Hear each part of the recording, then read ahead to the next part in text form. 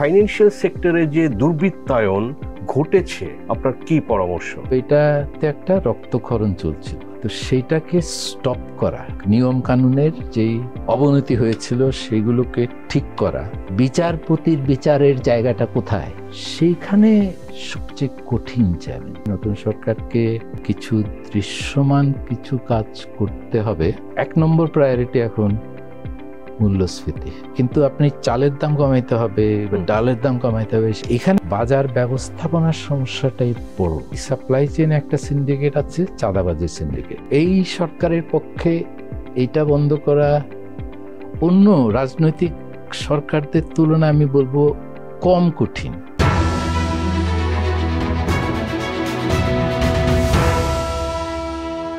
প্রিয় দর্শক, মিনরি Bangladesh presents TVS economy শোতে আপনাদের সবাইকে স্বাগতম। আমি সাজ্জাদুর রহমান আছি আজকে আলোচনায়। দর্শক, আমাদের সঙ্গে স্টুডিওতে আছেন ডক্টর জাহিদ হোসেন।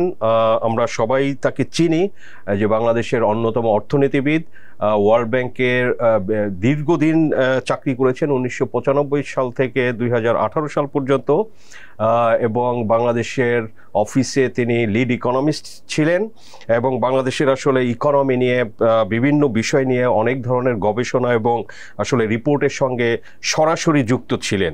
সো বাংলাদেশের অর্থনীতি নিয়ে এখনও আমরা সাংবাদিকরা আসলে কোনো কিছু বুঝতে চাইলে ডক্টর জাহিদ হোসেনের কাছে কিন্তু আমরা রিপোর্টার আসলে যোগাযোগটা করি যে স্যার এটা বোঝানোর জন্য। সো দর্শক, আমাদের যে এই যে বড় একটা চেঞ্জ, বাংলাদেশে যে পরিবর্তনটা, সরকার পরিবর্তন হলো আপনার একটা গণ অভ্যুত্থানের মাধ্যমে ছাত্র জনতার 5ই আগস্টে, এবং তারপরে যে নতুন সরকার ডক্টর মোহাম্মদ ইউনূসের নেতৃত্বে যে ইন্টারিম সরকার বাংলাদেশে চলছে, সো কেবলমাত্র 3 সপ্তাহ। সো আমরা দর্শক বাংলাদেশের যে পরিস্থিতি, এই যে চেঞ্জেস এবং সামনে প্রায়োরিটি, সো এইসব বিভিন্ন বিষয় নিয়ে আমরা আলোচনা করব এবং আপনাদের সঙ্গে শেয়ার করব। সো ডক্টর জাহিদ হোসেন, আপনাকে অসংখ্য ধন্যবাদ, আপনি টিভিএসে সময় দিতে পেরেছেন। আপনাদেরকেও ধন্যবাদ আমাকে আমন্ত্রণ জানানোর জন্য। Thank you. জাহিদ ভাই, যেটা বলছিলাম যে এই যে চেঞ্জেসটা হলো ছাত্র জনতার অভ্যুত্থানের মাধ্যমে, আপনি এটাকে কিভাবে দেখছেন? 2 মাস আগেও যদি আপনি আমাকে জিজ্ঞেস করতেন যে বাংলাদেশে এই ধরনের একটা পরিবর্তন ঘটবে, তাহলে আপনার প্রতি আমার পরামর্শ হতো যে আপনি একটু হেমায়েতপুরে গিয়ে পরীক্ষা করান। মানে এটা অভাবনীয় একটা ঘটনা, যেটা ঘটতে পারে সে ধরনের কোনো রকম ধ্যান ধারণা আমাদের মধ্যে ছিল না, কারো মধ্যে ছিল কিনা জানি না। এইটা একটা অভূতপূর্ব পরিস্থিতি, যে এইভাবে ধরেন আমরা তো এই ধরনের একটা বৈপ্লবিক পরিবর্তন 71-এর সময় আমরা দেখেছি, এবং সেটাও কিন্তু তরুণদের অংশগ্রহণের মাধ্যমে হয়েছে, কারণ মুক্তিযোদ্ধা যারা ছিলেন সবাই বেশিরভাগই তরুণ। তারপরেও ধরেন এখানে একটা বাইরের শক্তি, দখলদার বাহিনী ছিল, এবং আমরা আমাদের প্রতিবেশী রাষ্ট্রের থেকে অনেক সহযোগিতা পেয়েছি, ওখানে তারা আশ্রয় দিয়েছে। মানে ওইটাও প্রেক্ষাপটটা সম্পূর্ণ ভিন্ন ছিল।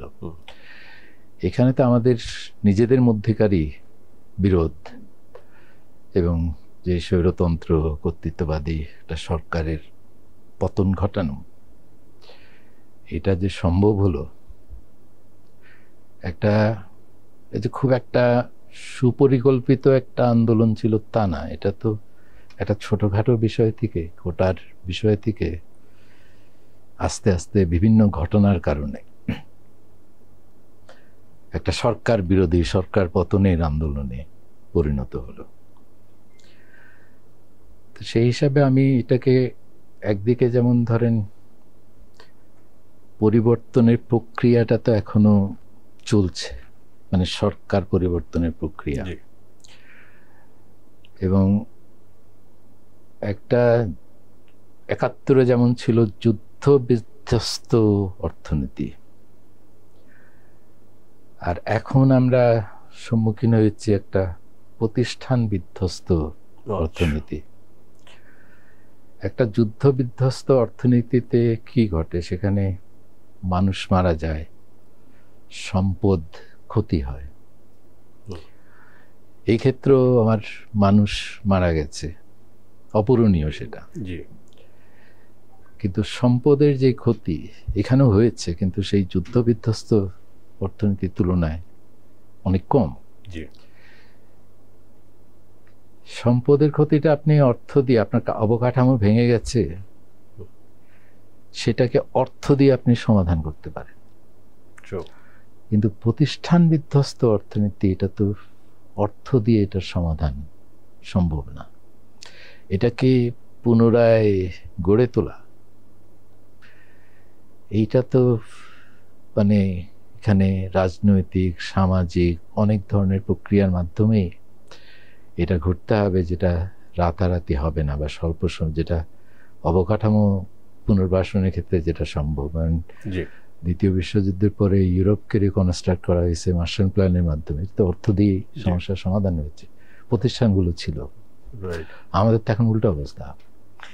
যদি বলি যে প্রতিষ্ঠান বিধ্বস্ত বলছেন, সরকার চেঞ্জ হবে যে কোনো দেশে, এটা একটা সার্টেন টাইম পরে, হ্যাঁ, নতুন সরকার আসতে পারে, কিন্তু এই যে প্রতিষ্ঠানগুলো তো তাদের থেকে যায়। আমাদের দেশেও সেটা ঘটেছে বিভিন্ন সময়, কিন্তু এবার কেন এটা হলো যে প্রতিষ্ঠান বিধ্বস্ত? প্রতিষ্ঠান বিধ্বস্ত তো এটা আন্দোলনের কারণে হয়নি। জি, প্রতিষ্ঠান বিধ্বস্ত হয়েছে ধারাবাহিকভাবে।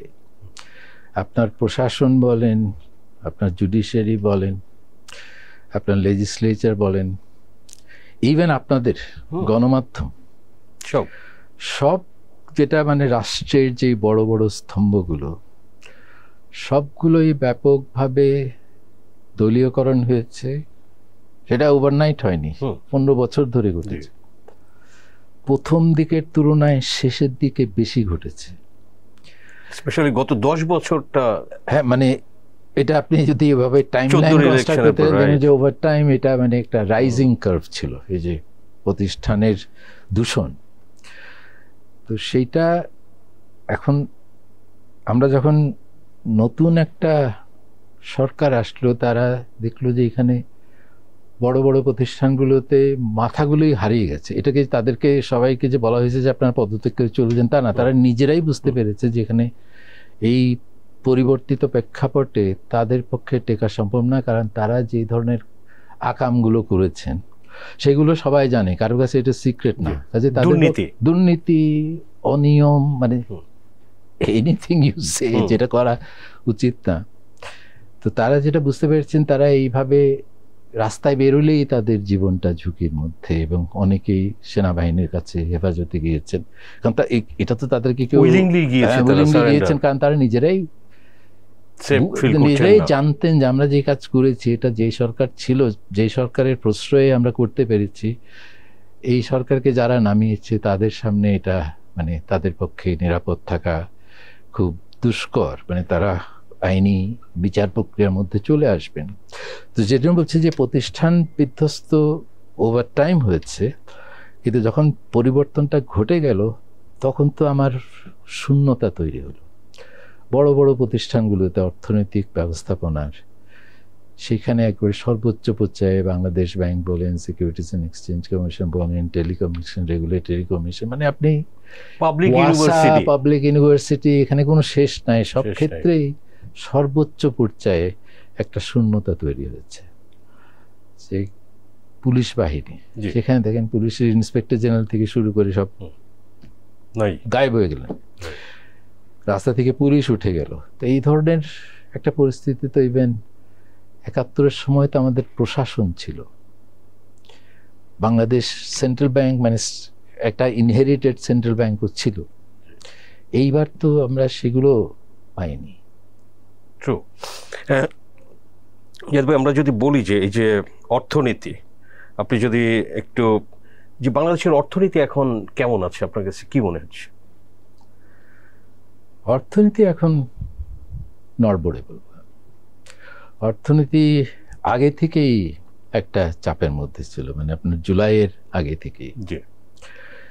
এবং আমি যেটা তুলনা করি যে আপনার 2020-এর প্যান্ডেমিকের সময় আমরা প্রথম একটা লকডাউনের পরিস্থিতি দেখলাম, যেখানে আপনার পক্ষে বাইরে যাওয়া সম্ভব ছিল না, ঝুঁকিপূর্ণ ছিল, একত্রিত হতে পারতেন না এক জায়গায়, মানে মোবিলিটি বন্ধ হয়ে গেছিল, অ্যাসেম্বলি করাটা ঝুঁকিপূর্ণ হয়েছিল, কাজে ফ্যাক্টরি চলতো না, ব্যবসা প্রতিষ্ঠান চলতো না, কিন্তু ওটা ফিজিক্যাল লকডাউন আমাদেরকে করতে হয়েছে তখন।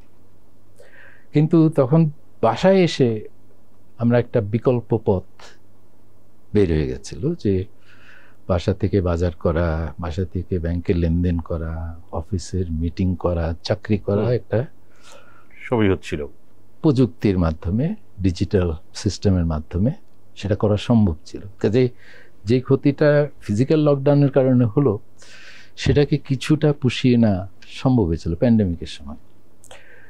জুলাই মাসে আমরা দেখলাম যে একটা তো ফিজিক্যাল লকডাউন, যে বাসা থেকে বেরোয়া, শাটডাউন কর্মসূচি আছে, কারফিউ, বাইরে কারফিউ আছে, বা ইভেন কারফিউ যখন শিথিল করা হচ্ছে, আপনি একেবারে খুব বেশি প্রয়োজন না থাকলে আপনি নিরাপত্তাহীনতার কারণে বের হতে চাচ্ছেন না। কিন্তু তারপরে একটা ভার্চুয়াল লকডাউনও হলো, যে আগে সেটা প্যান্ডেমিকের সময় যেটা ছিল না, যে ইন্টারনেট বন্ধ হয়ে গেল, কাজে সেখানে তো আপনারা কিছু আন্তর্জাতিক যোগাযোগ বিচ্ছিন্ন, ইভেন দেশের ভিতরে যোগাযোগ বিচ্ছিন্ন। কাজেই প্যান্ডেমিক যেমন যেটাকে সাডেন স্টপ বলা হয়, যে হঠাৎ করে অর্থনীতিতে একটা ব্রেক কষতে হয়েছে। কিন্তু এইখানে এখন আমি দেখি দুইটা ব্রেক, একটা হলো ফিজিক্যাল আর একটা হচ্ছে মানে ভার্চুয়াল।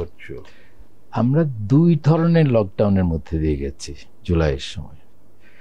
এখন ধরেন একটা গাড়িকে যদি আপনি হঠাৎ করে ব্রেক কষে থামিয়ে দেন, তারপরে ব্রেকটা থেকে পা তুলে অ্যাক্সেলারেটরে চাপ দিলে গাড়িটা আবার চলে। অর্থনীতি তো ওরকম গাড়ি না, যে আপনি একটা সাডেন স্টপের পরে সাডেন রিস্টার্টটা হবে এবং সবকিছু অটোমেটিক্যালি চলতে থাকবে, এটা কিন্তু অর্থনীতির ক্ষেত্রে সম্ভব না। কারণ এখানে ওই সাডেন স্টপের কারণে অনেক কিছুতে কিছু, যেটাকে আপনি বলতে পারেন জংয়ের মতো আর কি, মানে কিছু জং ধরে যায়, এবং সেটা ব্রেক তোলার পরে অ্যাক্সিলারেটর চাপলেও দেখা যায় যে না, এখানে কিছু পরিবর্তন লাগবে। আর এখানে ওই যে গাড়িটা আপনি সাডেন স্টপ করেছিলেন, সেই গাড়ির অঙ্গ বিভিন্ন যে পার্টসগুলো আছে, সেখানে অলরেডি অনেক সমস্যা জর্জরিত পার্টস ছিল, যেটা আপনি দেখছেন যে পরিবর্তিত পরিস্থিতি মানে এখন আমি যে রাস্তায় চলবো সেই রাস্তায় এই গাড়ি চলছে না, কারণ রাস্তাটা বদলে গেছে, এবং এই রাস্তার জন্য আমার গাড়িতে কিছু মেরামত লাগবে। তো এই মেরামতগুলো হচ্ছে প্রতিষ্ঠানের যে দুর্বলতাগুলো আমরা ইনহেরিট করেছি, এবং এই পরিবর্তনের কারণে বলছি যে ওই ব্রেক কষার কারণে গাড়ির হয়তো তেলটা পড়ে গেছে, মানে ব্রেক অয়েলটা নাই, আপনার গিয়ার বক্সের ক্ষতি হয়েছে, এগুলো এখন মেরামত করার ছাড়া অর্থনীতিকে সচল রাখা কঠিন। কিন্তু এখন ইমিডিয়েটলি যেটা, যে এই মেরামতগুলো ইমিডিয়েটলি যদি বলি, যে কোথায় কোথায় আসলে ইমিডিয়েট মেরামত করা দরকার আপনার কাছে মনে হয়? ইমিডিয়েট মেরামত করতে প্রথমে আমার হচ্ছে যে ইকোনমিকে আমার সচল করতে হলে একটা স্বাভাবিক অবস্থা আইন শৃঙ্খলার দৃষ্টিকোণ থেকে ফিরে আসতে হবে, নাহলে ইকোনমি তার নর্মাল যে ফাংশনিং সেটা করতে পারবে না। ধরেন আপনি এটিএম বুথে, আপনার হয়তো ব্যাংকের তারল্যের সংকট নাই, কিন্তু এটিএম বুথে আপনি টাকা রাখতে চাচ্ছেন না, রিফিল করতে পারছেন না, রিফিল করছেন না, কারণ ওটা ডিপোজিটারদের টাকা at the end of the day. ওই এটিএম বুথ থেকে যদি টাকাটা কেউ নিয়ে চলে যায় বুথ সহ, তাহলে তো এটা এই ধরনের পরিস্থিতি ওটা করা তো বুদ্ধিমানের কাজ হবে না। এই পরিস্থিতি গত 2-3 সপ্তাহ ধরে উন্নতির দিকেই আছে, এবং প্রথম সপ্তাহে পরিবর্তন পরে আমাদের শিক্ষার্থীরা যে ধরনের জনসভা দিয়েছেন, এটা একটা আমাদের ইতিহাসে একটি স্বর্ণাক্ষরে লেখা থাকার মতো তাদের যারা যা করেছে। তা কাজেই আপনি যেটা বলছেন যে মেরামতের জায়গা শুরু কোথায়, মেরামতের জায়গা হলো প্রথমে যে নতুন রাস্তায় আমি গেছি, সেই নতুন রাস্তায় গাড়িটা চালানোর মতো একটা ব্যবস্থা করা, এখানে আইন শৃঙ্খলা পরিস্থিতিকে একটা স্বাভাবিক পর্যায়ে নিয়ে আসা, এবং প্রাতিষ্ঠানিক যে শূন্যতাগুলি তৈরি হয়েছে সেগুলোকে পূরণ করে, এখানে কথায় বলে না যে উত্তমকে ভালোর শত্রু করবেন না। যে আপনি সবকিছুতেই যদি আমরা মনে করি যে উত্তম চর্চা করতে হবে, এই বেস্ট পারসন বসাবো, ওই বেস্ট পারসন খুঁজতে খুঁজতে আপনার মতো সময় নাই। কাজে আপাতত আপনার হচ্ছে মোটামুটি চালাইতে পারে, মন্দের ভালো যদি আমি পাই তাই সেটা দিয়ে আমি শূন্যতাকে পূরণ করলাম, সবকিছু সচল হোক, তারপরে আস্তে আস্তে মধ্যমেয়াদী এবং দীর্ঘমেয়াদী সংস্কারের পথে হাঁটলাম। সেটা একেবারে লোক নিয়োগ থেকে শুরু করে নিয়ম কানুন বদলানো, আইন বদলানো, সবকিছু। এবং সেটার সাথে সাথে আমার মনে হয় যেটা আপনার তো একটা নতুন সরকার এসছে, নতুন সরকারকে কিছু দৃশ্যমান কিছু কাজ করতে হবে যেটা সাধারণ মানুষের আস্থা তৈরি করবে, যেটা দেখে আমি বুঝতে পারবো যে হ্যাঁ এরা কিছু করতে চায়, এরা যা বলছে সেটা অন্তত আমি কিছুটা আই এম এক্সপিরিয়েন্সিং ইট, পরিবর্তন আমাকে ছুঁইছে। এখন পরিবর্তন আমাকে কোথায়, সাধারণ মানুষকে কোথায় ছুঁইতে পারে? একটা হলো আমার মতে যে 1 নম্বর প্রায়োরিটি এখন মূল্যস্ফীতি। কারণ সব মানুষই কষ্টে আছে এবং সব মানুষই বাজার করে। কাজে আপনি যদি এমন কিছু করতে চান যেটা সবাইকে ছুবে, সেটা হলো এই মূল্যস্ফীতির মধ্যে। এবং মূল্যস্ফীতির পরিসংখ্যানে গিয়ে মানে সেটা আপনারা সবাই জানেন, দর্শকরা যারা আছেন তারাও নিশ্চয়ই জানেন। কিন্তু এখানেও আমার মনে হয় একটা প্রায়োরিটাইজেশনের ব্যাপার আছে। কারণ ধরেন সার্বিক মূল্যস্ফীতি এখন 11-র উপরে, খাদ্য মূল্যস্ফীতি 14-র উপরে। কোন জায়গায় গেলে আমার মানে মূল্যস্ফীতি যাদের জন্য জীবিকার সমস্যা, সেই জায়গায় আমি একটা হাত দিতে হবে। তো সেখানে আমার মনে হয় একেবারে এসেনশিয়ালস যে পণ্যগুলি আছে, চাল, ডাল, আটা, ভোজ্য তেল, চিনি, লবণ, কাঁচামরিচ, মশলা, এই যে একেবারে নিত্য প্রয়োজনীয় জিনিস, যেটা দরিদ্র এবং নিম্ন আয়ের পরিবার যেগুলোতে তাদের আয়ের সিংহভাগই এসব আইটেমের উপরেই খরচ করেন। তো এইগুলো দাম অনেকের জন্য অসহনীয়, আনএফোর্ডেবল। কাজে এখানে যদি আমরা একটা স্থিতিশীলতা আনতে পারি, এবং প্রথমত হলো আপনি যেখানে আছে মূল্য স্তরটা সেটা থেকে যাতে না বাড়ে, আর তারপরে এটাকে কমানো। আর এই ধরনের যেগুলো নিত্য প্রয়োজনীয় পণ্য, এগুলোর ইনফ্লেশন কমানো কিন্তু ওই গতানুগতিক যেই মডেলটা, মানে যেটা ম্যাক্রো লেভেলে ইনফ্লেশন কমাতে সহায়ক, যে আপনার সংকোচনমূলক মুদ্রানীতি, এটা ওভারঅল যে জেনারেল যেটাকে কোর ইনফ্লেশন বলা হয়, এইটা কমানোর জন্য সংকোচনমূলক মুদ্রানীতি essential, necessary, it may not be sufficient, এটা লাগবেই। বাজেট ঘাটতি কমাইতে হবে, এটাও সার্বিকভাবে। কিন্তু আপনি চালের দাম কমাইতে হবে বা ডালের দাম কমাইতে হবে, সেক্ষেত্রে সংকোচনমূলক মুদ্রানীতি দিয়েই আপনি সাফল্য পাবেন, এটা আশা করা একেবারে সম্পূর্ণভাবে বাস্তবের অনেক দূরে। এখানে আমার মনে হয় এই ধরনের পণ্যে বাজার ব্যবস্থাপনার সমস্যাটাই বড়, এবং বাজারের যে অব্যবস্থাপনা, সেখানে আমরা সবাই একটা শব্দ খুবই পপুলার করেছি, এটার নাম হলো সিন্ডিকেট। সিন্ডিকেটের মিনিং এক একজনের কাছে এক এক রকম, কিন্তু আমার যেটা রিডিং সেটা হচ্ছে আমাদের এই খুচরা বাজারগুলোতে বা পাইকারি বাজারগুলোতে এবং পুরো সাপ্লাই চেনে, একদিকে ধরেন প্রোডাকশন যেখানে হচ্ছে সেখান থেকে ভোক্তা পর্যায়ে পৌঁছানো পর্যন্ত যেই পথ দিয়ে আমাকে পণ্যটা আসতে হয়, বা যেগুলো আমদানিকৃত, যেটা স্থলবন্দর হোক বা সমুদ্র বন্দর হোক, সেখান থেকে মাল খালাস হওয়ার পরে ভোক্তা পর্যায়ে পৌঁছানোর এই সাপ্লাই চেন একটা সিন্ডিকেট আছে, চাঁদাবাজির সিন্ডিকেট।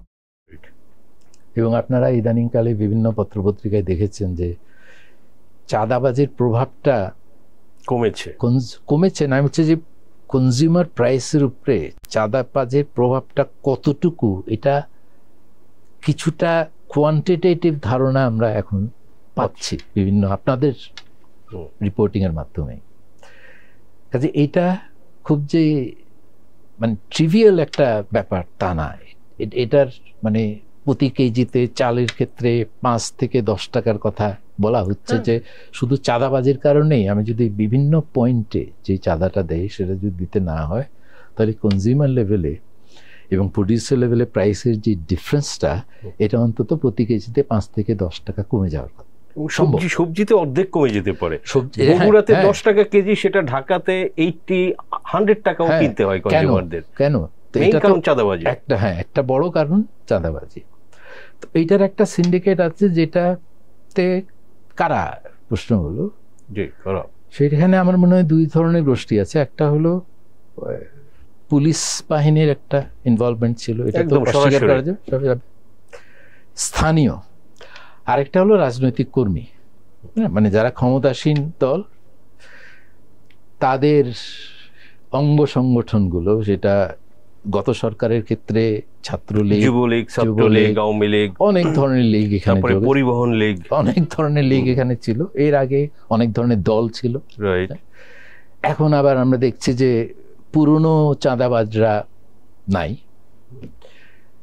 ওখানেও একটা শূন্যতা তৈরি হয়েছে, যে শূন্যতাটা খুবই ভালো, আমাদের সবার জন্য খুব উপকারী শূন্যতা। এটা পূরণ করার কোনো প্রয়োজন নেই। সব শূন্যতাই খারাপ না, সব শূন্যতাই খারাপ না। আবার পুলিশও তো অনেকদিন রাস্তায় ছিল না, আর এখনো এসছে তো নতুন রেজিমে তাদের পক্ষে আগের মতো আচরণ করা। ওই তো একটা সিন্ডিকেট ভেঙে গেলে এটা পুনর্গঠনের তো সময় লাগে। এটা যাতে গঠিত না হয়, সেখানে অলরেডি আপনি যেটা আগে বললেন যে অনেক ক্ষেত্রেই সাময়িক হতে পারে, কিন্তু আমরা দেখেছি যে কিছু ক্ষেত্রে মূল্য কমেছে চাঁদাবাজি না হওয়ার কারণে। আবার পুনরায় চাঁদাবাজি ফিরে আসারও চেষ্টা হচ্ছে। তো এইটা যদি বন্ধ করা যায়, এবং এই সরকারের পক্ষে এইটা বন্ধ করা অন্য রাজনৈতিক সরকারদের তুলনায় আমি বলবো কম কঠিন। এই জন্য যে আগের সরকার তো জিম্মি ছিলেন, যে ক্ষমতায় তারা বসেছেন 3টি প্রশ্নবিদ্ধ নির্বাচনের পরপর হলো, তো ওই ক্ষমতায় থেকেছেন, তো তাদের খুঁটিগুলো তো ছিল এই সংগঠনগুলি যারা চাঁদাবাজি। ওভাবে আপনাদের তাদেরকে তাড়িয়ে দেবেন, এটা তো সম্ভব না, কারণ আপনি অনেকটা জিম্মি। এই সরকার তো ওই ধরনের কোনো তাদের দায়বদ্ধতা নাই, যে কাজে এদের পক্ষে কিছু কঠিন পদক্ষেপ নেওয়া সম্ভব। এবং এখানে যেহেতু একটি আদর্শে অনুপ্রাণিত হয়ে একটা 3য় রাজনৈতিক শক্তি গড়ে উঠেছে, শিক্ষার্থীদের শক্তি, যেটা তাদের পক্ষে তাদের শক্তিটাকে অলরেডি আমরা দেখেছি যে অনেক বাজারে চাঁদাবাজি শুরু হলে ছাত্র শিক্ষার্থীরা এসে সেটাকে বন্ধ করেছেন। কাজে এই শক্তি ব্যবহার করে এই সরকারের পক্ষে এই ধরনের একটা নিয়ম বহির্ভূত, মানে সম্পূর্ণ ইলিগাল আচরণ, সেটা বন্ধ করা সম্ভব। প্রশ্রয় দেওয়ার তো প্রশ্নই ওঠে না, এটা একটা বন্ধ করে দেয়া। এটা একটা সিন্ডিকেট। আরেকটা সিন্ডিকেট হলো যারা বড় বড় খেলোয়াড়, বাজারে যারা আমদানি করেন, উৎপাদন করেন, কেনাবেচা করেন, বিশেষ করে আর রাইসের ক্ষেত্রে বড় বড় মিলার, বড় বড় আড়তদার। এদের যেমন আমি সেদিন ওই ভোক্তা অধিকার কমিশনের যিনি প্রধান, উনি বললেন যে বাজারগুলোতে কারা কারসাজি করে এবং কিভাবে করে এগুলো কিন্তু আমরা জানি। আমরা এর আগেও মানে মিডিয়া রেইড করেছি। মিডিয়া রেইড মানে লোক নিয়ে গেলাম, খুচরা পর্যায়ে কিছু দেখলাম যে এটার দাম এত হওয়ার কথা, কেন, তাকে কিছু ফাইন করে বসলাম, ধমকাধমকি করলাম। আসল জায়গায় আমরা হাত দিতে পারিনি, কারণ তাই ওনার যেটা কথা ছিল খুবই সিগনিফিকেন্ট কথা মনে হয়েছে আমার কাছে, যে উনি বলছেন যে এরা এতই ক্ষমতাশালী যে ওদের যে প্রতিষ্ঠানগুলো আছে তার উপর দিয়ে যদি একটা পাখি উঠতে চায়, তাইলেও ওনাদের সম্মতি নিয়ে পাখিকে উঠতে হয়। মানে পাখি পর্যন্ত ভয় পায়, তো মানুষের তো বাদে তো আকাশ দিয়ে যায়। তো ওই ধরনের শক্তিশালী যেই গোষ্ঠীগুলো চিনির বাজার বলেন, ভোজ্য তেলের বাজার, হাতে গোনা কয়েকটা কোম্পানির হাতে গোনা কোম্পানি থাকতে পারে, বড় কোম্পানি থাকতে পারে, কিন্তু আমি বলছি তাদের যে মার্কেট বিহেভিয়ার, সেটা তো কিছু নিয়ম কানুন মেনে আপনাকে ব্যবসা করতে হবে। নিয়ম কানুন ভেঙে আপনি ব্যবসা করবেন, মানে কলিউশন, আপনি একজন বড় খেলোয়াড়, আমি আরেকজন একই বাজারে বড় খেলোয়াড়, আপনার সাথে মিলে জুলে আমরা বাজারে সরবরাহটাকে ম্যানিপুলেট করব এমনভাবে যাতে আমি মূল্যটা অযৌক্তিক পর্যায়ে উঠিয়ে দিতে পারি, এবং এতে আমার মুনাফা কমবে না, আমার মুনাফা বাড়বে। এই ধরনের একটা কলিউসিভ অ্যারেঞ্জমেন্ট, এটা তো কম্পিটিশন আইনে পরিপন্থী, ভায়োলেশন। কিন্তু এদেরকে আপনি ধরাছোঁয়ার বাইরে ছিল। এই সরকার তো আর এদের কাছে জিম্মি না, যদিও ধরেন এখানে অনেক বড় বড় প্রতিষ্ঠান আছে এবং তাদের যে অর্থনৈতিক কর্মকাণ্ড, সেখানে অনেকের কর্মসংস্থান হয়, অর্থনীতিতে সেই প্রতিষ্ঠানগুলো একটা বড় ভূমিকা আছে। কাজে এখানে প্রতিষ্ঠানগুলোকে আঘাত করে আপনি বাজারে মূল্য কমাইতে পারবেন না, কিন্তু তাদের আচরণের পরিবর্তন যদি আপনি করতে পারেন, ওই কলিউসিভ বিহেভিয়ারটা যদি আপনি ওই আইনি প্রক্রিয়ার মধ্যে নিয়ে আসতে পারেন, কাজে যারা করছে সেই লোকগুলোকে টার্গেট করে, প্রতিষ্ঠানগুলোকে না, এখানে তো পদক্ষেপ নেওয়া সম্ভব। আরেকটা হলো যে আপনি এই ধরনের আচরণ প্রশ্রয় দিবেন না, এটা যদি একটা বার্তা, বিশ্বাসযোগ্য বার্তা আপনি যদি তাদের কাছে পৌঁছে দিতে পারেন, তাহলে অনেক ক্ষেত্রে হয়তো এটা স্বয়ংক্রিয়ভাবেই ঠিক হয়ে যাবে, অন্তত একটু সাময়িকভাবে হলেও, যে আবার ওই পরিবেশ ফিরে না আসা পর্যন্ত আমি ঠিক পথেই চলবো। কাজে হচ্ছে আমি ওই মার্কেট ম্যানেজমেন্টটা যদি আমরা এই কিছু এসেনশিয়াল আইটেমসকে প্রায়োরিটাইজ করে চাঁদাবাজিটা বন্ধ করা এবং এই মার্কেট কারসাজির যে আচরণগুলো সেগুলো যাতে প্রশ্রয় না পায় সেটা নিশ্চিত করি, তাহলে আমার মনে হয় বাজারে মূল্য। এখন অবশ্য একটা নতুন চ্যালেঞ্জ এসছে, সেটা হলো যে প্রাকৃতিক দুর্যোগ, তাই না? এতে তো আপনার সাডেন এসছে এবং এটা ব্যাপক। এই ধরনের বন্যা তো আমরা ইদানিং কালে দেখি নাই। সো এইটা তো আপনার সাপ্লাইকে ডিস্টার্ব করেছে, আমরা আজকেও খবর নিয়েছি, খুব সিরিয়াসলি ডিস্টার্ব করেছে, এবং এর ফলে মূল্যের উপর তো একটা চাপ পড়বে। আর সেই সাথে আমার মনে হয় অর্থনৈতিকভাবে যেটা এই ধরনের দুর্যোগ মোকাবেলার জন্য যেটা গুরুত্বপূর্ণ, সেটা হচ্ছে আপনি তো উৎপাদন, রিহ্যাবিলিটেশন একটু টাইম লাগে। তবে আমার একটা ভরসা আছে, কারণ আপনার খেয়াল আছে কিনা জানি না, 2007-এ আমাদের পরপর জুলাই মাসে একটা বন্যা হলো।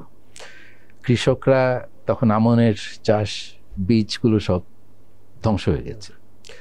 জুলাই আগস্ট মাসে তারা আবার সেই পুনরায় বীজগুলো রোপণ করলো, আরেকটা বন্যা হলো। তারপরে আসলো সিডর, সাইক্লোন, এর ফলে একই 3 বার পর প্রাকৃতিক দুর্যোগে ক্ষতিগ্রস্ত হলো। তারপর 2008-এ আন্তর্জাতিক বাজারে তেলের মূল্য বৃদ্ধি, খাদ্য মূল্য বৃদ্ধি, এগুলি আমরা দেখতে পাই।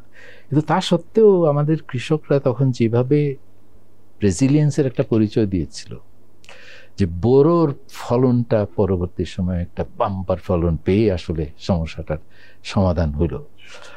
তো এখনো আমাদের এই বর্তমানে এই দুর্যোগটা মোকাবেলা করার জন্য ফার্মারদের উপর আমরা ভরসা রাখতে পারি, কিন্তু তাদের তো উপাদানগুলো তো দিতে হবে। সেখানে আমাদের একটা সমস্যা আছে, সেটা হলো যে আমাদের সেই আমদানির যে প্রয়োজনটা, সেটা মেটানোর জন্য বৈদেশিক মুদ্রার যোগানটাতে ঘাটতি আছে। কাজে বৈদেশিক মুদ্রার যোগানটা বাড়ানো এখন, মানে এই বন্যার আগে এটা ইম্পর্টেন্ট ছিল, এখন এই বন্যার কারণে কিন্তু এটার আর্জেন্সিটা আরো অনেক বেড়ে গেছে। কাজে একদিকে আমি বলছি মূল্যস্ফীতি যাতে স্থিতিশীল থাকে এবং কমিয়ে আনা যায়, এবং এই ফ্লাডের ইম্প্যাক্টটাকে সামাল দেওয়া যায়, সেজন্য একদিকে আপনার এই সিন্ডিকেটগুলোর কার্যক্রম বন্ধ করতে হবে, আর দ্বিতীয় হলো বৈদেশিক মুদ্রার সাফিসিয়েন্ট যোগান যাতে থাকে, যার ফলে এই উৎপাদনকে ধরে রাখার জন্য, মানে নর্মাল প্রোডাকশন যেটা হয়, বিশেষ করে চাল, সবজি, মানে খাদ্যপণ্য, সেটার জন্য যাতে আমার যে ফার্টিলাইজার দরকার, আমার Inputs কীটনাশক গুলো, দরকার, হ্যাঁ, এই যে ইরিগেশনের জন্য টিউবওয়েলগুলোর জন্য যন্ত্রপাতি দরকার, ডিজেল দরকার, বিদ্যুৎ সরবরাহ দরকার, এই সাপোর্টটা তো দিতে হবে। এই সাপোর্টের ক্ষেত্রে ফরেন এক্সচেঞ্জ ডিম্যান্ডটা মিট করা খুব ইম্পর্টেন্ট। রাইট। জাহিদ ভাই, আমরা একটা পয়েন্ট নিয়ে আলোচনা না করলেই নয়। ব্যাংকিং সেক্টর আমরা দেখেছি যে গত 15 বছরে ফাইন্যান্সিয়াল সেক্টরে যদি ওভারঅল ধরি, যে আমরা এখন তো খবর দেখছি যে একটা লুটপাটের রাজত্ব চলেছিল, ইচ্ছামতো লোন আউট করা, নিয়ম নীতির তোয়াক্কার বাইরে গিয়ে। তো এই যে ধরেন যে এখন নতুন গভর্নর ডক্টর আহসান ইস মনসুর দায়িত্ব নিয়েছেন এবং অর্থ উপদেষ্টা হিসাবে একজন অর্থনীতিবিদ ডক্টর সালাউদ্দিন আহমেদ, যিনি বাংলাদেশ ব্যাংকের এক্স গভর্নর ছিলেন। সো আমি যদি বলি যে এই যে ফাইন্যান্সিয়াল সেক্টরে যে দুর্বৃত্তায়ন ঘটেছে ওভার দ্য ইয়ার্স, আপনার কি সাজেশন তাদের প্রতি যে এই সেক্টরটাকে যত কুইক আসলে একটু বেটার করা যায়? মানুষের আস্থাও কিন্তু প্রভাব পড়েছে। সো আস্থাটা কমে গেলে তো আসলে অনেক বড় ধরনের সমস্যা হতে পারে। আপনার কি পরামর্শ তাদের প্রতি? প্রথম হলো যে যেই দুজন মানে এরা সবচেয়ে নেতৃত্ব দেওয়ার জন্য ফাইন্যান্সিয়াল সেক্টরের সংস্কারের ক্ষেত্রে এর যে যোগ্য ব্যক্তির নাম আমার কাছে জানা নাই। মানে এরা দুজনই তাদের সততার জন্য, তাদের দক্ষতার জন্য এবং তাদের সাহসের জন্য খুবই সুপরিচিত। আর এরা দুজনই, সালাউদ্দিন ভাই তো গভর্নর ছিলেন, গভর্নর পদ ছাড়ার পরেও ওনারা কিন্তু আর্থিক খাতে কি ঘটছে এটা একেবারে ডেইলি তারা জানতে পারতেন। আপনারাই গিয়ে তাদেরকে বিরক্ত করতেন এবং আপনাদের প্রশ্ন উত্তর দেওয়ার জন্য তাদেরকে ফ্যাক্টসগুলো আপ টু ডেট থাকতে হতো। এবং ভিতরে কি ঘটছে, যেহেতু ওনারা তো অনেকটি চেনেন, খেলোয়াড়দের চেনেন, কারা খেলোয়াড় এবং কে ফাউল করছে, কে নিয়ম মেনে খেলছে, এগুলি সবই ওনাদের জানা আছে। আচ্ছা, সেই দিক থেকে একটা কনফিডেন্সের জায়গা তৈরি হয়েছে যে না, সঠিক নেতৃত্ব সঠিক জায়গায় বসানো হয়েছে। এখন প্রশ্ন হলো যে করণীয়টা কি? তো করণীয় ক্ষেত্রে প্রথম যেটা ছিল, এটাতে একটা রক্তক্ষরণ চলছিল, ব্লিডিং, এবং ব্লিডিং অনেক দিন ধরেই হচ্ছিল।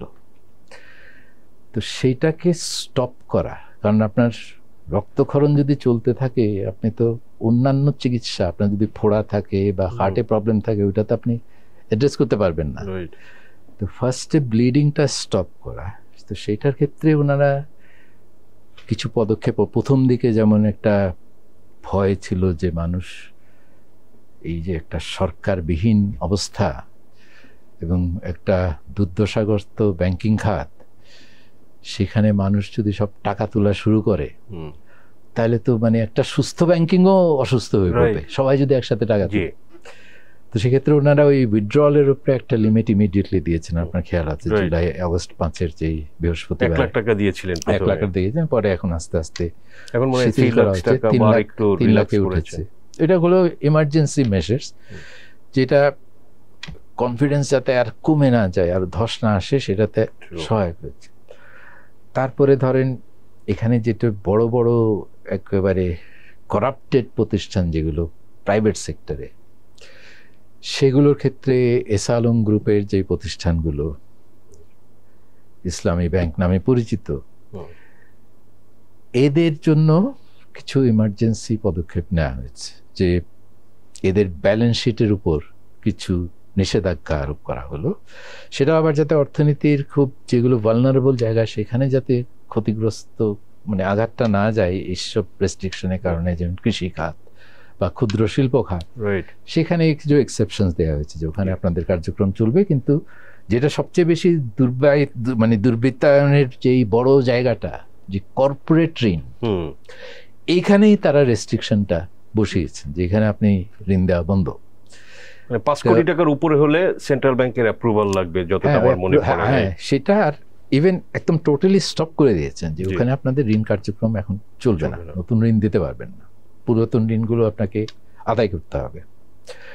তারপরে পর্ষদগুলি ভেঙে দেওয়া, কারণ ওই মগজে সমস্যা ছিল এইসব প্রতিষ্ঠানের, কাজে ওইটাকে ঠিক করার জন্য দ্রুত কিছু ব্যবস্থা নেওয়া হয়েছে। এখন আর আমি শিওর আগামীতে আরও দেখবেন সবচেয়ে বড় ব্যাংকের পর্ষদটাকে ভেঙে দিয়ে একটা নতুন পর্ষদ গঠন করা হলো। অন্যান্য ক্ষেত্রেও এই ধরনের পদক্ষেপ নিতে হবে। এটা হলো ইমিডিয়েটলি ব্লিডিংটা স্টপ করার জন্য। এখানে যে শুধু এই 6টা প্রতিষ্ঠানই যে সবচেয়ে বেশি সমস্যা ছিল এখানে, কিন্তু আরও আছে। বিশেষ করে চতুর্থ প্রজন্মের যেই প্রাইভেট ব্যাংকগুলো রাজনৈতিক বিবেচনায় লাইসেন্স নিয়ে এসেছিল, কিছু পদ্মা ব্যাংক বা মধুমতি ব্যাংক এই ধরনের 9টা ব্যাংকে দিয়েছে। হ্যাঁ, তো এগুলো তো সবই প্রবলেমেটিক ব্যাংক। তো এখানে আমার মনে হয় কিছু ঘোষিত কর্মসূচি আছে বাংলাদেশ ব্যাংকের, যেগুলো আপনি যদি ওই কর্মসূচিটা দেখেন সেগুলো কিন্তু খুব রচনাটা খুব সুন্দর, মানে কনটেক্সটের সাথে প্রায়োরিটির সাথে এগুলোর মিল খুঁজে পাবেন। কিন্তু এগুলো দেয়া হয়েছিল IMF-কে এবং বিশ্বব্যাংকের ঋণ কর্মসূচির অংশ হিসাবে। কাজে ওখানে যে কৌশলটা ছিল আগের বাংলাদেশ ব্যাংকের যে এবং অর্থ বিভাগে, যে আমরা এমনভাবে ভালো কাজটা করব যাতে IMF-ও খুশি হয়, বিশ্বব্যাংকও খুশি হয়, কিন্তু কাজটা আমাকে করতে হবে না। কাজে সার্কুলারটা ইস্যু করা হলো একটা, যেখানে উল্লেখযোগ্য হলো যে PCA নামে একটা সার্কুলার গত বছর ডিসেম্বরে বাংলাদেশ ব্যাংক, প্রায় 8 পৃষ্ঠার সার্কুলার। ওটা পড়লে এনি ব্যাংকার যারা বাংলাদেশের ব্যাংকিং সিস্টেমের প্রবলেম সম্পর্কে অবহিত, তার যে এই সার্কুলার যে পথনকশাটা দিয়েছে এটা তো খুবই, মানে এই পথে না যাওয়ার তো কোনো কারণ নাই। কিন্তু ওই সার্কুলারে বলা হলো যে এইটার বাস্তবায়ন হবে 2025-এর মার্চের পরে। 2023-এ সার্কুলার ইস্যু হচ্ছে, কেন আমি 2025 পর্যন্ত অপেক্ষা করব এটার কোনো ব্যাখ্যা নাই। কারণ ওই সার্কুলার বাস্তবায়নের জন্য যেই তথ্য উপাত্ত আপনার দরকার সেটা মেইনলি হচ্ছে ফাইন্যান্সিয়াল স্টেটমেন্ট। আচ্ছা, ওখানে বলা হয়েছে যে 2024-এর অডিটেড ফাইন্যান্সিয়াল স্টেটমেন্ট আসতে আসতে মার্চ পর্যন্ত লাগবে। তারপর ওই 2024-এর অডিটেড স্টেটমেন্টের ভিত্তিতে আমরা এই 4টা সূচক, যে liquidity ratio, capital adequacy ratio, তারপরে NPL এবং কর্পোরেট গভর্নেন্সের কিছু সূচক, এগুলোর ভিত্তিতে ব্যাংকগুলোকে 4টা ক্যাটাগরিতে, দুর্বল ব্যাংকগুলোকে 4টা ক্যাটাগরিতে ভাগ করা হবে এবং দুর্বলতার মাত্রার ভিত্তিতে কী ব্যবস্থা নেওয়া হবে সেখানে ওটা বলে দেওয়া হয়েছে। ওই ধরনের ঘোষিত কর্মসূচি যেগুলো ভালো কর্মসূচি, সেইটা তো আমরা এখন থেকেই বাস্তবায়ন শুরু করতে পারি।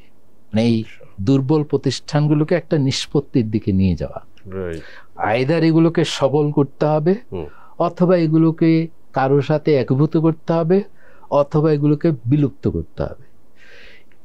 ইন এভরি কেস আপনার কিছু স্টেক হোল্ডারদের, ডিপোজিটারদের কি হবে, খেলাপি ঋণের কি হবে, বোর্ডের কি হবে, এগুলো অনেক ধরনের বিষয় আপনাকে অ্যাড্রেস করতে হবে। কিন্তু যেই প্রম্পট কারেক্টিভ অ্যাকশনের যেই পথনকশাটা, এই যে ধরেন এই এসালম গ্রুপের যে ব্যাংকের পদক্ষেপগুলো নেওয়া লেগেল, তো ওই একটা দ্রুত সংশোধনী পদক্ষেপ। তো এটা অন্যান্য ক্ষেত্রেও ওই সার্কুলারের যে কর্মসূচিটা আছে সেটা আমার মনে হয় এখন থেকেই বাস্তবায়ন করা যেতে পারে। এটার জন্য ব্যাংকিং কমিশন করে ব্যাংকিং কমিশনের রেকমেন্ডেশনের জন্য ওয়েট করার কোনো প্রয়োজন নাই। ব্যাংকিং কমিশনের যে টার্মস অফ রেফারেন্স, এটা যেইগুলো কর্মসূচি নাই কিন্তু সমস্যা আছে, যেমন ধরেন আমি একটা উদাহরণ দিই, যে আপনি খেলাপি ঋণ আদায় করবেন, যারা খেলাপি তারা বড় বড় প্রতিষ্ঠান, তারা অর্থ পাচার করে ফেলেছে, কিন্তু তাদের কিছু সম্পদ এখানে আছে। এখন আমরা যদি ওই প্রতিষ্ঠানগুলো তাদের ঋণ না দেওয়ার কারণে ওই প্রতিষ্ঠানগুলোর উপর, যে ওই প্রতিষ্ঠানের সম্পদগুলো আপনি যদি জব্দ করতে পারেন, তখন তো বিষয় আসবে যে ওই প্রতিষ্ঠানের মালিকানাটার কি হবে, মানে ওইটার আপনি রেজলিউশনটাকে, এটার জন্য তো কোনো সার্কুলার নাই। কাজেই সেই ক্ষেত্রে আপনাকে তো নতুন কর্মসূচি দিতে হবে। এবং এখানে ধরেন কিছু ঘোষিত কর্মসূচি যেটা আছে একীভূতকরণের জন্য, এই বছরের শুরুর দিকে জানুয়ারির দিকে দেখেন আপনার অনেক নয়েস অনেক খবর বেরিয়েছে। বাংলাদেশ ব্যাংকও 2টো সার্কুলার ইস্যু করেছে, কিন্তু ওই সার্কুলারগুলোতে প্রচুর সমস্যা আছে। কাজে ওখানে মানে ওগুলো একটা স্টার্টিং পয়েন্ট, কিন্তু সেখানে যেই সমস্যাগুলোর জন্য কোনো কর্মসূচি, গ্রহণযোগ্য কর্মসূচি এখনো নাই, সেখানে আপনাকে ব্যাংকিং কমিশনের রেকমেন্ডেশনের জন্য ওয়েট করতে হতে পারে যে কীভাবে এটাকে পুরো ফাইন্যান্সিয়াল সেক্টরকে আমি এই ব্যাংক্রাপসি সিচুয়েশন থেকে বের করে নিয়ে আসব। কিন্তু এই দুর্বল প্রতিষ্ঠান যেগুলো আছে, যেগুলোতে রক্তক্ষরণ চলছে, সেগুলোতে ইমিডিয়েটলি সংস্কার আমার মনে হয় না ব্যাংকিং কমিশন যেন অপেক্ষা করার প্রয়োজন আছে, কারণ অলরেডি যাতে ফার্দার ব্লিডিংটা না হয়। কিন্তু এক্ষেত্রে তো ধরেন যে এই যে central bank can they avoid the blame enter, যেভাবে ফাইন্যান্সিয়াল সেক্টরে যে আমাদের লুটপাট হলো, তো এখানে যে আমরা দেখেছি বা আমরা শুনেছি, কিছু কিছু রিপোর্ট আমরা দেখছি যে এই যে আপনার লাস্ট গভর্নর আব্দুর রউফ তালুকদার এবং তার আগের গভর্নর ফজলে কবির সাহেব, ওনাদের চোখের সামনে বা ওনাদের সরাসরি ইনভলভমেন্টও ঘটেছে। তো সেক্ষেত্রে তো আসলে সেন্ট্রাল ব্যাংকেও এক ধরনের কারেকশন কি দরকার আপনি মনে করেন? এটাকে আমরা অর্থনীতিবিদদের মানে জার্গনে বলে রেগুলেটরি ক্যাপচার, মানে যারা রেগুলেট করবে তারাই, যাদেরকে রেগুলেট করার কথা তারাই ওটাকে দখল করে নিয়েছেন। কাজেই আমি অভিভাবক, আমি সন্তান, কাজে সবই আমার। তো এইটা হওয়ার কথা না। আপনার যেটা প্রশ্ন যে এটা এখানে সেন্ট্রাল ব্যাংককে কি দায় নিতে হবে না, প্রতিষ্ঠান হিসাবে তো অবশ্যই, কিন্তু প্রতিষ্ঠানের যে সিদ্ধান্তগুলো হলো তো ব্যক্তিরা নিয়েছেন। কাজে সেন্ট্রাল ব্যাংকের ইদানিংকালের যে দখল হয়ে যাওয়া, ইনফ্যাক্ট এর আগেও আপনি ফজলে কবির সাহেবের আমলের সময় তো আমরা দেখেছি যে হোটেল সোনারগাঁয়ে বসে মুদ্রানীতির বড় সিদ্ধান্ত, ব্যাংকিং সেক্টর রেগুলেশনের বড় সিদ্ধান্ত সেখান থেকে এসছে। তো এগুলো তো ওই সর্বোচ্চ পর্যায়ের থেকে যদি প্রশ্রয়টা না, দুয়ারটা যদি খুলে দেওয়া না হতো, প্রশ্রয়টা যদি না পেত, তাহলে তো এটা হতো না। এমন তো না যে ইকোনমিক পাওয়ার বা পলিটিক্যাল পাওয়ারের সাথে আপনি কম্প্রোমাইজ করেছেন, এরা আগের যে গভর্নরগুলো ছিল তাদের সময় যে এরা ছিল না তা তো না। তো এদেরকে যে ঠেকানো যায় না তার প্রমাণ তো ইতিহাসে আছে। ইভেন এই যেই সরকার করেছে সেই সরকারের অধীনেই আগের গভর্নরগুলো তো এগুলোকে মোটামুটি ম্যানেজ করেছেন। আতিউর রহমানের সময়, তার আগে সালাউদ্দিন ভাই ছিলেন বিএনপির আমলে। তো এই ধরনের শক্তি তো সবসময় ছিল। যে এরা যে পরে এত বড় শক্তি হয়ে সেন্ট্রাল ব্যাংককে দখল করে নিল, শুধু আপনার ব্যাংকিং না, ইভেন ফরেন এক্সচেঞ্জ মার্কেট ব্যাপক দুর্নীতি হয়েছে, পক্ষপাত করা হয়েছে। মানে এই ডলার সংকটেও বাংলাদেশ ব্যাংক যেই ডলারগুলো বিক্রি করেছে সেগুলো কোনো প্রতিযোগিতার ভিত্তিতে বা প্রায়োরিটির ভিত্তিতে বিক্রি হয়নি, সেগুলো বিক্রি হয়েছে কার? স্বজন, মানে যোগাযোগ, ঘুষের লেনদেন। হ্যাঁ, তো কাজে ওই দায়িত্ব তো মানে দায়ভার তো তাদের করতে অবশ্যই, এখানে তার মানে দ্বিতীয় কোনো প্রশ্নের সুযোগ নাই। রাইট। জাহিদ ভাই, আমরা একদম শেষের দিকে, আপনি যদি আবার একটু আপনি বলেছেন বিভিন্ন সময় যে এই সরকারের জন্য আপনি যে তাদের ধরেন যে 3টি চ্যালেঞ্জ প্রধান এবং 3টি অগ্রাধিকার কাজ, বা আপনি একটু ব্রিফলি যদি বলেন এটা। 3টার মধ্যে আমি বলবো, যদি সার্বিকভাবে সবচেয়ে বড় চ্যালেঞ্জটা কি এই সরকারের, সেটা শিক্ষার্থীদের বিভিন্ন সময় বিভিন্ন বক্তব্যের মধ্যে যেটা উঠে এসছে যে আমরা খেলোয়াড় বদল করেছি, খেলা এখনো বদলায়নি। চ্যালেঞ্জটা হচ্ছে খেলাটাও বদলাইতে হবে।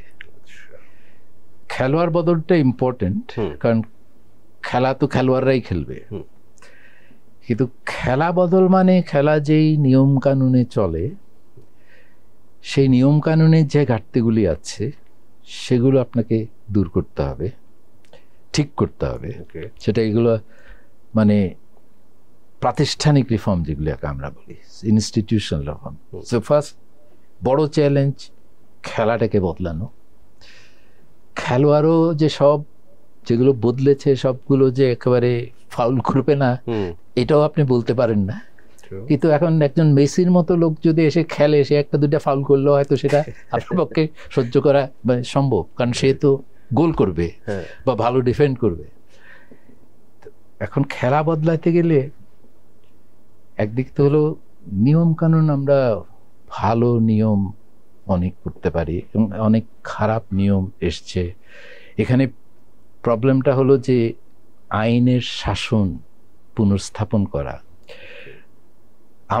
আমরা যে পরিস্থিতিতে ছিলাম সেটা হলো শাসকের আইন, তো শাসকের আইন থেকে আইনের শাসন। তো শাসক তো অনেক আইন করে গেছে যেগুলো খারাপ আইন, ডিজিটাল সিকিউরিটি, আপনারা তো এটা ভুক্তভোগী জানেন।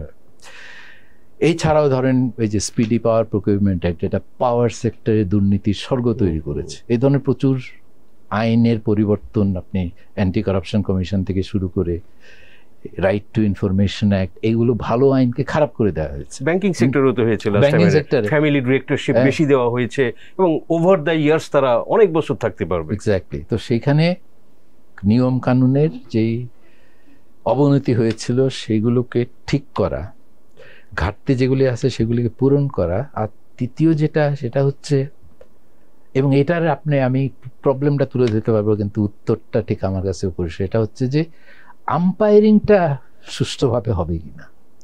এখন ধরেন আপনাকে বলছে যে এই আচরণ করলে আপনি রেড কার্ড দিবেন, ওই আচরণ করলে ইয়েলো কার্ড দিবেন, আর অন্য ক্ষেত্রে আপনি ইগনোর করবেন, কিছু ক্ষেত্রে ডিফাইন করা আছে, এই তো আইন।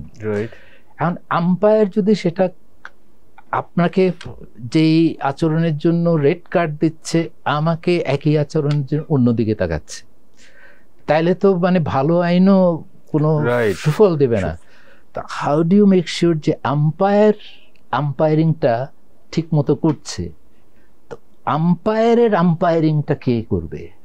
যেটা আমরা বলি যে বিচারপতির বিচারের জায়গাটা কোথায়, সেইখানে আমার মনে হয় সবচেয়ে কঠিন চ্যালেঞ্জ। কারণ এর আগের যেই আন্দোলনের পরে পরিবর্তন 90 সালে আমরা দেখেছি,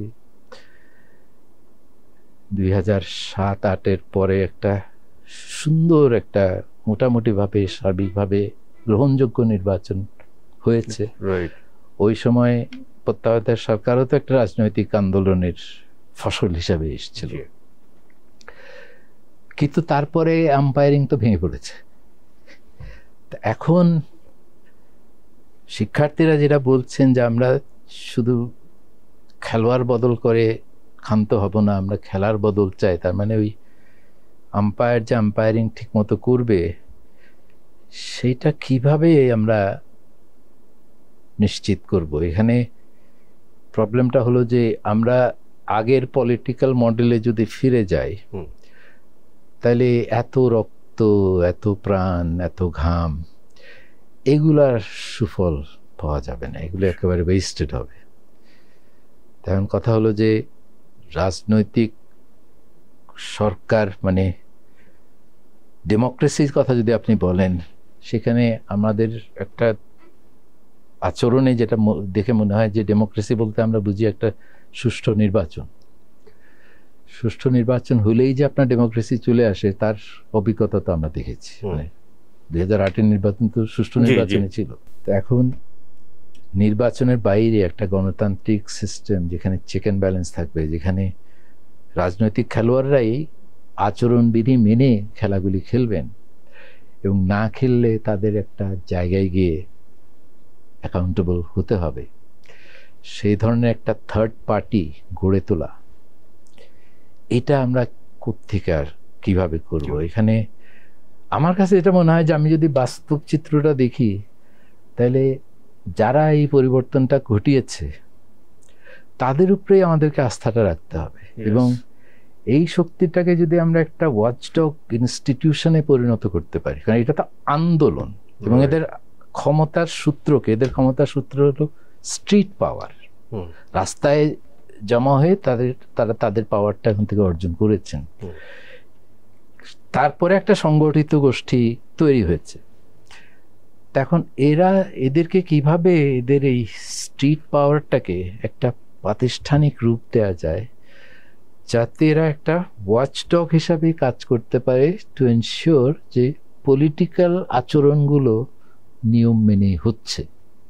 যারা ক্ষমতায় আছেন তারাও নিয়ম মেনে আচরণ করছেন, যারা বিরোধী দল আছে তারাও নিয়ম মেনে। আর যদি আচরণ ভঙ্গ হয়, এখন যদি আপনি একটা বিচারপতি নিয়োগ দেন যে খুবই কন্ট্রোভার্সিয়াল এবং আপনার পক্ষে রায় দিচ্ছে, তাহলে তার জবাবদিহির জায়গাটা কোথায়? সরকার যদি কনস্টিটিউশনাল যে প্রভিশনসগুলি আছে সেগুলি পরিবর্তন করে তার সুবিধা মতো পরিবর্তন করে বলে, সেটা তো আইনের শাসনই হবে। কারণ আইন বদলে আপনি rule by law, not rule of ল।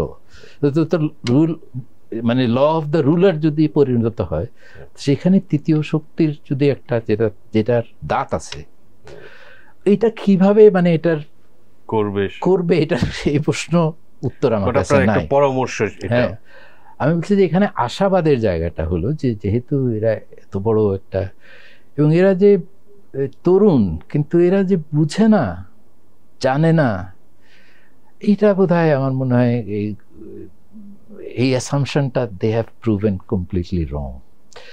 এরা অনেক কিছু করেছে, খুব সুচিন্তিতভাবেই করেছে অনেক ডিটেল। আমি দেখেছি, আমি একটা উদাহরণ দিই যে আপনার ইয়ের পরে সুপ্রিম কোর্টে গিয়ে তারা সবাই জড়ো হলো যে বিচারপতিদের একটা মানে আমরা যেটা শুনি জুডিশিয়াল কুর, কাউন্টার কুর, একটা প্রতি বিপ্লবের চেষ্টা করা হয়েছিল। তখন আমার মনে প্রশ্ন হচ্ছে, আচ্ছা এটার মানে গুরুত্বটা কি? এবং ওরা যেটা বলেছিল যে এতটার মধ্যে পার্লামেন্ট ভেঙে দিতে হবে, ওই দাবিটা নিয়ে আমি এই পার্লামেন্ট না মানলে, সরকার তো নতুন সরকার তো গঠিত হয়ে গেছে, যখন পার্লামেন্ট ভাঙলো কি না ভাঙলো এই ঘোষণাটা এত ইমার্জেন্সি কেন, আজকে 3টার মধ্যে কেন এটা করতে হবে? পরে আমি ওদের ব্যাখ্যাটা শুনতে আসলে এইটা কিন্তু ওরা যে চিন্তাটা করেছে এটা আমি করিনি। ওরা বলছে যে একটা তো নির্বাচিত পার্লামেন্ট আছে, এখন সরকার প্রধান যিনি ক্ষমতাসীন দলের নেত্রী উনি তো নাই, ওই পদটা শূন্য। এখন যদি কেউ বলে যে নির্বাচিত প্রতিনিধির থেকে একজন এসেই এই ইন্টারিম সরকারের প্রধান হোক, তাহলে সেখানে আমাদের আইনি উত্তরটা কি? কারণ পার্লামেন্ট তো আছে, জীবিত আছে, এটা তো লিগাল। এটা যদি ভেঙে দেওয়া না হয় তাহলে ওই একটা ফাঁক তো রয়ে যাচ্ছে, যেটার সুযোগ অনেকেই কাউন্টার কুর ক্ষেত্রে নিতে পারে। এই জন্যই এটা আর্জেন্সিটা। তার হচ্ছে যে এরা যে ডিটেইল চিন্তা করে না, এই ডিটেইলটা কিন্তু আমার মাথায় আসে।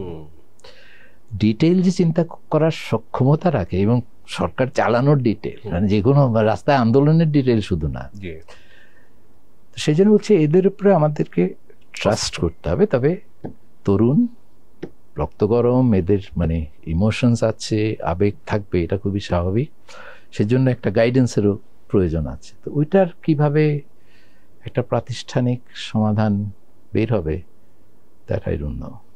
তো জেদ ভাই, আমরা শেষ করতে চাই, আপনার যদি আর কিছু বলার না থাকে আমরা শেষ করব। আর বলার মধ্যে যেটা হবে বলার সেটা হলো যে আমাদের প্রাতিষ্ঠানিক যে দুর্বলতাগুলো, অনেক সদিচ্ছাও মানে অনেক ভালো কাজও ঠিক ডেলিভারিটা হচ্ছে, কিন্তু যেই কষ্টে হচ্ছে, আমাদের বিদ্যুতের বেস্ট এক্সাম্পল। যে বিদ্যুতের গত সরকারের একটা বড় অর্জন আমি বলবো যে বিদ্যুতের যে একটা কঠিন সমস্যা ছিল, দিনে 8 ঘন্টা 10 ঘন্টা লোডশেডিং ঢাকাতেই হতো। 2006-এর কথা আপনার নিশ্চয় খেয়াল আছে। এইটাকে তারা দ্রুত একটা সমাধানের জায়গায় নিয়ে এসেছিলেন, কিন্তু সেই সাথে সাথে ওই খাতটাই দুর্নীতি, এমনভাবে দুর্নীতিগ্রস্ত হয়েছে যে বিদ্যুতের উৎপাদন খরচ যে পর্যায়ে এখন বকেয়া বিল দেখেন, $2 বিলিয়ন বেশি বকেয়া বিল জমে আছে।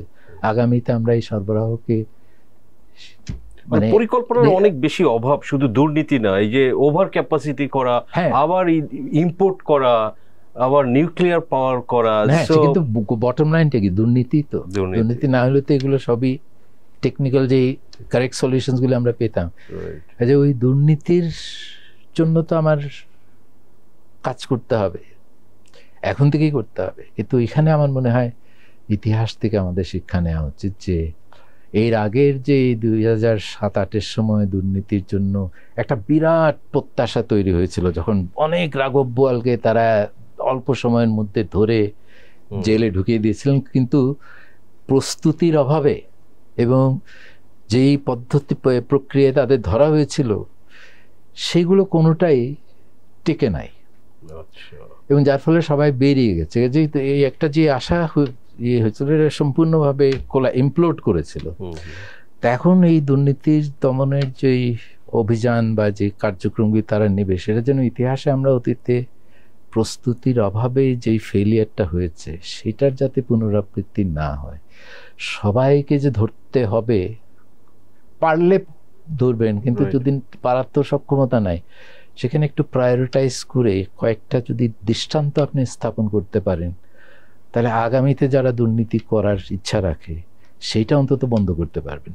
অতীতটাকে ঠিক করা ওভারনাইট সম্ভব হবে না। ওখানে বলছি যেখানে হোমওয়ার্কটা যদি যথেষ্ট করা হয় এবং অগ্রাধিকার ভিত্তিতে কিছু পদক্ষেপ নেওয়া হয় এবং সেটা পরিপূর্ণতা পায়, ওখানে হাফ ডান অবস্থায় হইলে তো আর কিছু হয় না, পরিপূর্ণতা যদি পায় তাহলে হয়তো আমরা ভবিষ্যতে এটা হয়তো জাতীয় এটার ফলাফলটা পাবে। এবং যে কারণে এই যে আন্দোলন বা নতুন সরকার, একটা তো আকাঙ্ক্ষা আছেই যে আসলে ভালো চাই, দেশের ভালো চাই। এখন সেটা কিভাবে হবে, আপনাদের মতো লোক আছেন এবং সরকারের অনেক দক্ষ যোগ্য লোক আমরা দেখেছি যে নিয়েছে ইন্টারিম গভর্নমেন্টের। আমরা আশা করি যে আগামীতে বাংলাদেশ ভালো কিছুই পাবে।